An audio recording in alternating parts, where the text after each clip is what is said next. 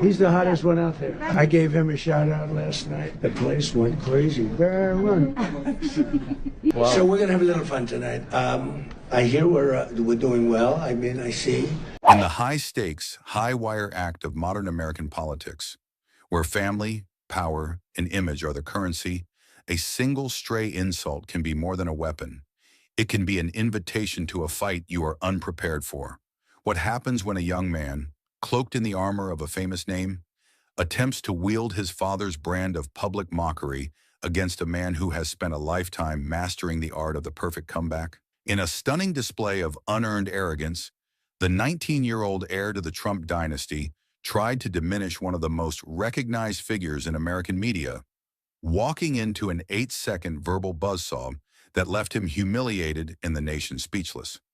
The setting was a prestigious, nationally televised town hall on the next generation of American leadership, broadcast live from a packed university auditorium. The air was electric, thick with anticipation, the kind of charged atmosphere where every sigh, cough, or shuffle seemed magnified. Barron Trump, 19, was a striking figure, tall, polished, exuding a cool, almost chilling confidence honed by a lifetime of immense privilege.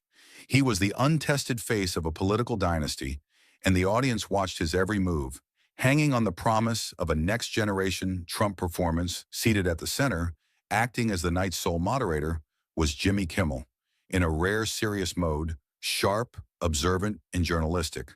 Not a comedian. The first hour had been surprisingly civil, the discussion flowing between policy, vision, and generational perspectives. Barron delivered practiced, articulate lines about economic strength, border security, and fake news media, echoing his father's familiar rhetoric. Growing more confident and almost smug with each response, his posture perfect, his composure impeccable, or so he thought. The flashpoint came suddenly. Kimmel pivoted to a tough, data-driven policy question.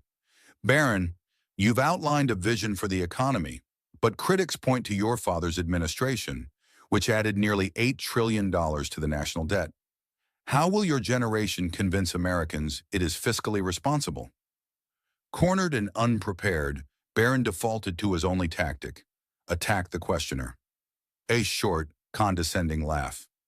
You know, Jimmy, he sneered, I find it funny you ask serious questions about economics. You spend 5 nights a week telling cheap jokes to liberals, stick to the teleprompter, and let adults talk about serious issues. A wave of shocked gasps swept the auditorium. A 19-year-old with no experience had tried to patronize one of American media's most established figures. Panelists froze, caught between horror and disbelief. In the front row, Donald Trump beamed with profound paternal pride. Utterly misreading the room, Barron misread the silence as victory, smirking, believing he'd bested the late-night lightweight. But Jimmy Kimmel did not get angry, flustered, or defensive. He looked at Barron with a mixture of seriousness and profound pity, letting the silence stretch like a taut wire over the auditorium.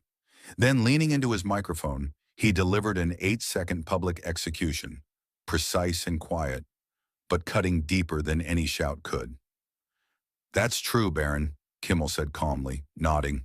My job is to tell jokes. A pause, eyes locking on Barron.